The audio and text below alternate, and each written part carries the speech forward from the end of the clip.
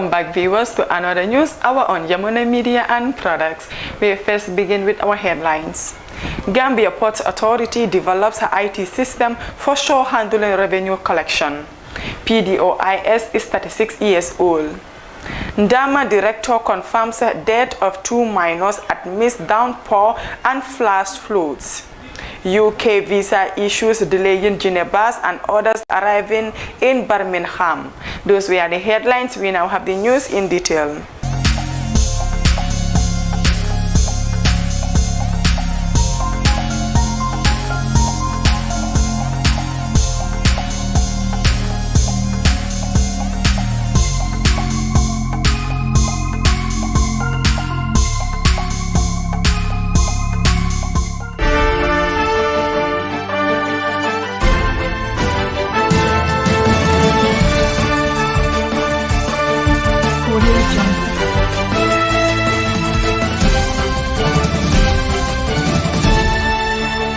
In a groundbreaking development, the Gambia Ports Authority IT department has developed an in-house IT application platform for the management of its shore handling revenue collection for goods clearance at the ports of Banjul.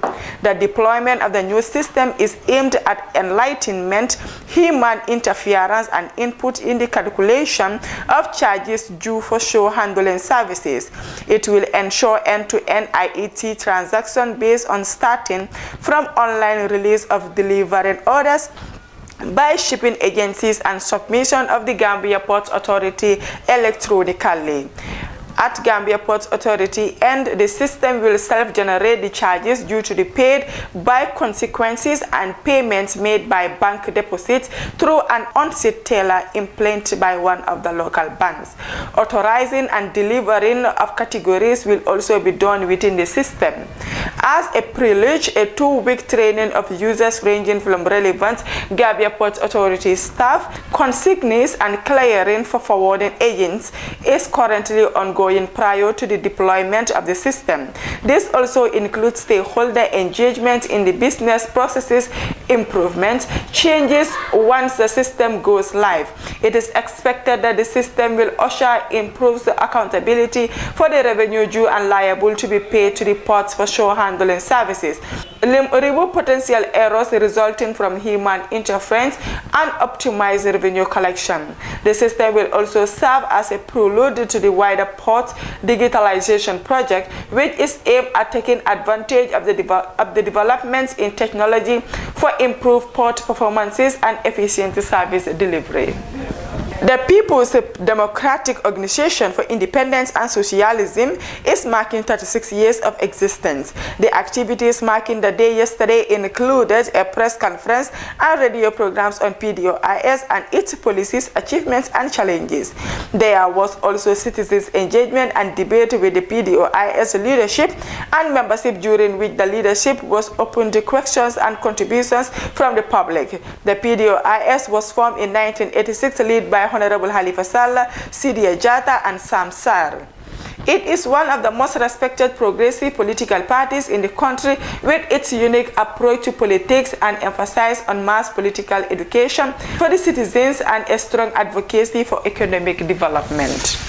Sana Dahaba, Executive Director of the National Disaster Management Agency, has confirmed the demise of 2 minors as a result of downpours and flash floods experienced in most parts of the country over the weekend. He noted that the magnitude of the entire disaster cannot be ascertained at the moment, as NDMA officials are embarking on a thorough assessment on the areas affected by the weekend's heavy rain. According to him, Birkama Jambasane, Bundung, London Corner, Bakote, Manjai, Ibo Town, Joshua, Talinding, and Abuko have been adversely affected by the disaster, adding that the heavy rain has left many families homeless, lost households, valuables, foodstuffs, and clothing in the affected places. The National Disaster Management Agency Executive Director continued to reveal that preliminary assessments have revealed the death of 2 minors Njagaseka, 13 years old, and Asan Lo, 10 years old, at Pasimut village in Sabat Sanjal district. The two teenagers met their ultimate death on Sunday afternoon when windstorm struck while herding their animals at the outskirts of their village, whose compound is not spared from the weekend's disaster, emphasized with victims throughout the country. During this difficult moment, noting that National Disaster Management Agency officials have been working round the clock to make a thorough assessment of all victims affected by the downpour that has been categorized by windstorm and flash floods throughout the country. Honorable Musa Cham, seated National Assembly member for Serekunda constituency, caught up with their reporter while assessing the flash floods affected areas in Budung and London Corner. He called for urgent intervention from the government and local and international NGOs to come to the aid of many families who had left their respective homes as a result of floods. He said many families need immediate help as they lose foodstuffs and household valuables, among others. He called on the government of the Gambia to forge collaboration with partners to address this perennial crisis that has been traumatizing many families living in this constituency. Karamo Sise, Councillor for Talending South, described the downpour as a very unfortunate natural disaster that has caused havoc to many families throughout his ward and beyond. Among other things, he said foodstuffs, clothes, furniture, and school materials, among other household materials, have been damaged by the rain which fell over the weekend across the country.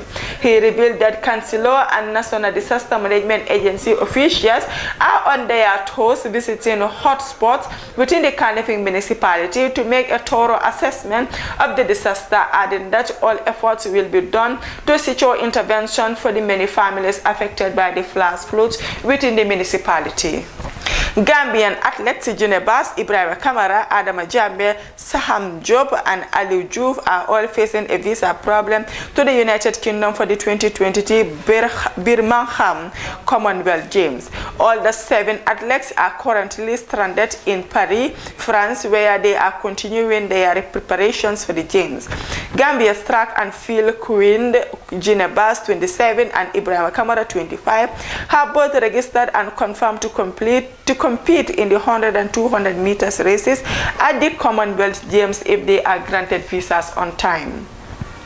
The two athletes, Bas and Kamara, who were just from competing in Oregon, United States of America last month, left for Paris to prepare for their competition in Birmingham, UK for the Commonwealth Games. According to reports, the late issuing of the visas might hamper Junebas and co-participants in the Commonwealth Games.